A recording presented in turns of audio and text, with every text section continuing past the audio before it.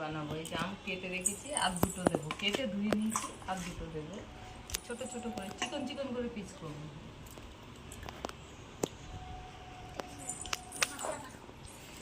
ভাতটা নামিয়ে কাটতে হবে।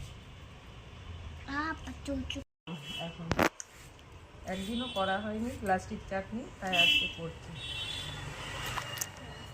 পাতলা করে কাটলাম, মোটা করে কাটলেও হবে, যে যেমন পছন্দ করেন সেইভাবে আমের সাইজ কেটে নেবেন।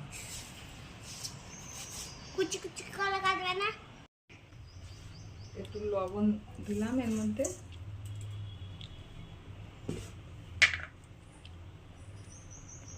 দিলাম। এবার চিনি দেব। আমি এখানে 500 চিনি রেখেছি, এখানে 1 কিলো আম আছে, হয়তো হবে না, আর একটু দিতে হবে, লাগলে পরে দেবো। এবার চিনিটা মাখিয়ে রেখে দেবো আধ ঘন্টা মতো।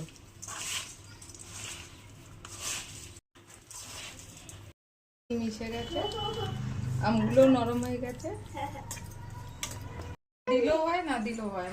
আছে জিরে, ধনে, মেথি, তারপরে শস্য, জোয়ান, আর শুকনো লঙ্কা, জোয়ান, মেথি আর শস্য, এর মধ্যে মশলাটা ভেজে গুঁড়ো করে রেখেছিলাম।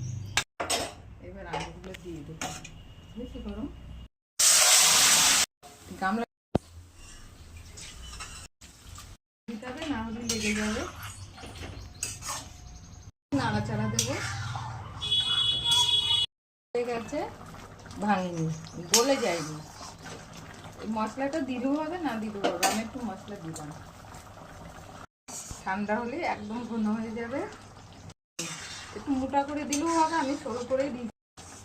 চাটনি হয়ে গেছে, আমি আমার মতো করে করলাম, আপনারা আপনাদের মতো করে করবেন।